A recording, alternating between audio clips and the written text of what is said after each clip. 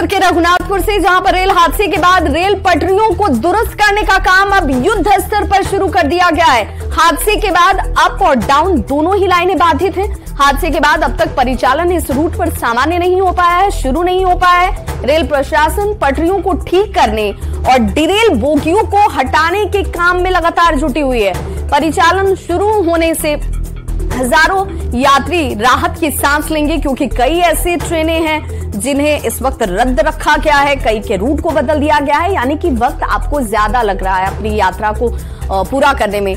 आपको ये बताते चले कि बक्सर के रघुनाथपुर यही वो स्टेशन है जिसकी तस्वीर आप देख पा रहे हैं, जहां पर नॉर्थ ईस्ट सुपरफास्ट एक्सप्रेस हादसे का शिकार हो गई थी। ट्रेन की 21 बोगियां पटरी से उतर गई थी।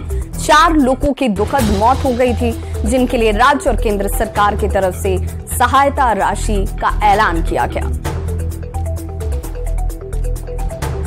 वहीं बड़ी खबर सीतामढ़ी से आ रही है, जहां पर बांग्लादेशी नागरिक को गिरफ्तार किया गया है। भारत नेपाल बॉर्डर, जहां से इस विदेशी नागरिक की गिरफ्तारी की गई है। बताया जा रहा है कि भारत आने का प्रयास जो है इस विदेशी बांग्लादेशी जो नागरिक है, जो पहचान के तौर पर सामने आ रही है इस वक्त, बताया जा रहा है कि ये बांग्लादेश का रहने वाला है। गिरफ्तार नागरिक से पूछताछ भी लगातार हो रही है। गिरफ्तार बांग्लादेशी नागरिक का नाम रकीबुल इस्लाम बाबू बताया जा रहा है।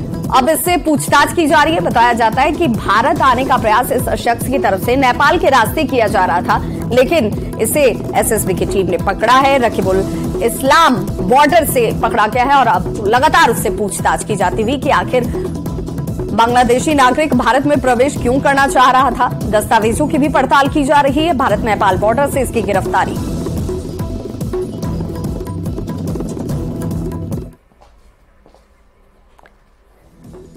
वहीं अगली खबर भागलपुर से, जहां नाथनगर थाने में दस्तावेजों को देखिए किस तरीके से धूप में सुखाया जाता है। ये तस्वीर आप देखेंगे तो एक बार की कुछ सोचेंगे कि आखिर इन कागजों को धूप में क्यों रखा गया है। तो ये थाने के दस्तावेज हैं, बहुत महत्वपूर्ण है भाई, लेकिन उसका रख रखाव देखकर आपको कहीं से नहीं लगेगा कि अब इनके अंदर जान बची हुई है, ये किसी काम के लायक भी हैं। थाने के भवन को देखकर आपको ये थाना नहीं प्रतीत होगा।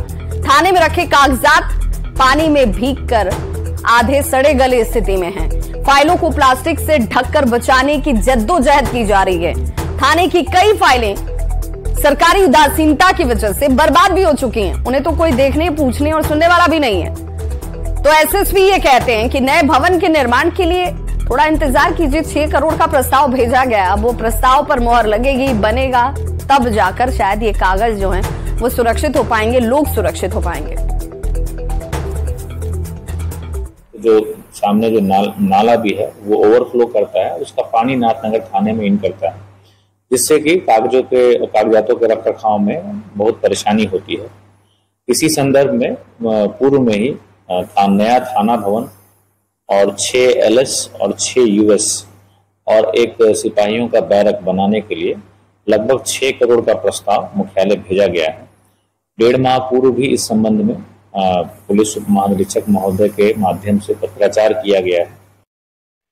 तो देखिए नाथनगर थाने का हाल क्या है, जहां पर दस्तावेजों को कैसे बचाने का प्रयास कर रहा है। अब आप अंदाजा लगाइए कि थाने के जो पुलिस वाले हों, कर्मचारी हों, उन्हें